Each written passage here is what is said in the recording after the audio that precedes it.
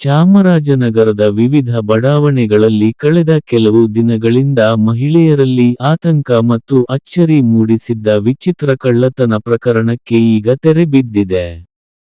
ಬಟ್ಟೆ ಒಗೆದು ಒಣಗಲು ಹಾಕಿದ್ದ ಮಹಿಳೆಯರ ಒಳ ಉಡುಪುಗಳನ್ನು ಮಾತ್ರವೇ ಗುರಿಯಾಗಿಸಿಕೊಂಡು ಕಳ್ಳತನ ಮಾಡುತ್ತಿದ್ದ ಅಮೃತ್ ಎಂಬ ಸೈಕೋಪಾತ್ನನ್ನು ಚಾಮರಾಜನಗರ ಪಟ್ಟಣ ಪೊಲೀಸರು ಬಂಧಿಸುವಲ್ಲಿ ಯಶಸ್ವಿಯಾಗಿದ್ದಾರೆ.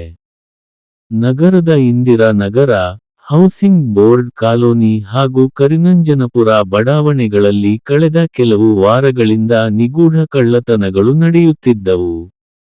ಜನರು ತಮ್ಮ ಮನೆಯಂಗಳದಲ್ಲಿ ಅಥವಾ ಟೆರೇಸ್ ಮೇಲೆ ಒಗೆದು ಒಣಗಲು ಹಾಕಿದ್ದ ಬಟ್ಟೆಗಳ ಪೈಕಿ ಕೇವಲ ಮಹಿಳೆಯರ ಒಳ ಉಡುಪುಗಳು ಮಾತ್ರ ನಾಪತ್ತೆಯಾಗುತ್ತಿದ್ದವು.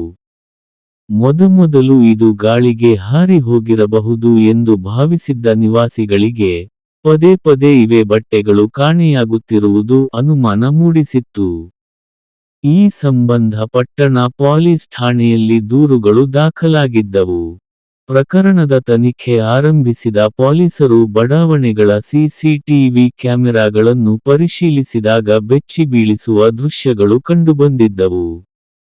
ಮಧ್ಯರಾತ್ರಿ 1 ರಿಂದ 3 ಗಂಟೆಯ ಸಮಯದಲ್ಲಿ ವ್ಯಕ್ತಿಯೊಬ್ಬ ಮಹಿಳೆಯರ ಬಟ್ಟೆಗಳನ್ನು ಧರಿಸಿ, ಮುಖಕ್ಕೆ ಮುಸುಕು ಹಾಕಿಕೊಂಡು ಜನವಸತಿ ಪ್ರದೇಶಗಳಲ್ಲಿ ಸಂಶಯಾಸ್ಪದವಾಗಿ ಓಡಾಡುತ್ತಿರುವುದು ಕಂಡುಬಂದಿತ್ತು.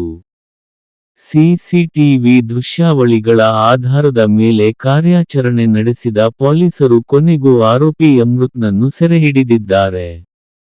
ಆರೋಪಿ ಅಮೃತ್ ಕೇವಲ ಕಳ್ಳತನ ಮಾಡುವುದಷ್ಟೇ ಅಲ್ಲದೆ, ತಾನು ಕೂಡ ಮಹಿಳೆಯಂತೆ ಬಟ್ಟೆ ಧರಿಸಿ ನಿರ್ಜನ ಪ್ರದೇಶಗಳಲ್ಲಿ ಮತ್ತು ಬಡಾವಣೆಗಳ ಗಲ್ಲಿಗಳಲ್ಲಿ ಓಡಾಡುತ್ತಿದ್ದ. ಮನೆಯವರು ಮಲಗಿರುವ ಸಮಯವನ್ನು ನೋಡಿ ಕಾಂಪೌಂಡ್ ಹಾರಿ ಒಳಗೆ ನುಗ್ಗಿ, ಒಣಗಲು ಹಾಕಿದ್ದ ಒಳ ಉಡುಪುಗಳನ್ನು ಕದ್ದು ಪರಾರಿಯಾಗುತ್ತಿದ್ದ. ಈತನ ಈ ವಿಚಿತ್ರ ನಡವಳಿಕೆಯಿಂದಾಗಿ ಪೊಲೀಸರು ಈತನನ್ನು ಸೈಕೋಪಾತ್ ಎಂದು ಅನುಮಾನ ವ್ಯಕ್ತಪಡಿಸಿದ್ದಾರೆ. ಈತ ಕದ್ದ ಬಟ್ಟೆಗಳನ್ನು ಏನು ಮಾಡುತ್ತಿದ್ದ? ಅಥವಾ ಯಾವುದಾದರೂ ಮಾನಸಿಕ ವಿಕೃತಿ ಹೊಂದಿದ್ದಾನೆಯೇ ಎಂಬ ಬಗ್ಗೆ ಪೊಲೀಸರು ತನಿಖೆ ನಡೆಸುತ್ತಿದ್ದಾರೆ. ಬಂಧಿತ ಅಮೃತ್ನನ್ನು ಪೊಲೀಸರು ತೀವ್ರ ವಿಚಾರಣೆಗೆ ಒಳಪಡಿಸಿದ್ದಾರೆ. ಪ್ರಾಥಮಿಕ ವಿಚಾರಣೆಯಲ್ಲಿ ಈತ ತನ್ನ ಕೃತ್ಯಗಳನ್ನು ಒಪ್ಪಿಕೊಂಡಿದ್ದಾನೆ. ಆದರೆ, ಆತನ ವರ್ತನೆಯಲ್ಲಿ ಅಸಹಜತೆ ಕಂಡುಬಂದ ಹಿನ್ನೆಲೆಯಲ್ಲಿ ಪೊಲೀಸರು ಆತನನ್ನು ವೈದ್ಯಕೀಯ ಪರೀಕ್ಷೆ ಮತ್ತು ಮಾನಸಿಕ ತಜ್ಞರ ತಪಾಸಣೆಗೆ ಒಳಪಡಿಸಿದ್ದಾರೆ. ಕಳ್ಳತನದ ಉದ್ದೇಶ ಕೇವಲ ಹಣ ಗಳಿಸುವುದಾಗಿರದೆ, ಯಾವುದೋ ಮಾನಸಿಕ ವಿಕೃತಿಯಾಗಿರುವ ಸಾಧ್ಯತೆ ಇದೆ ಎಂದು ಶಂಕಿಸಲಾಗಿದೆ. ಈ ಸೈಕೋಪಾತ್ ಕಳ್ಳನ ಬಂಧನದಿಂದಾಗಿ ಇಂದಿರಾ ನಗರ ಮತ್ತು ಹೌಸಿಂಗ್ ಬೋರ್ಡ್ ಬಡಾವಣೆಯ ಜನರು ನಿಟ್ಟುಸಿರು ಬಿಟ್ಟಿದ್ದಾರೆ. ರಾತ್ರಿ ವೇಳೆ ಯಾರೋ ಮಹಿಳೆಯಂತೆ ಓಡಾಡುವುದನ್ನು ನೋಡಿ ದೆವ್ವದ ಕಾಟವಿರಬಹುದು ಎಂದು ಕೆಲವರು ಭಯಗೊಂಡಿದ್ದರು.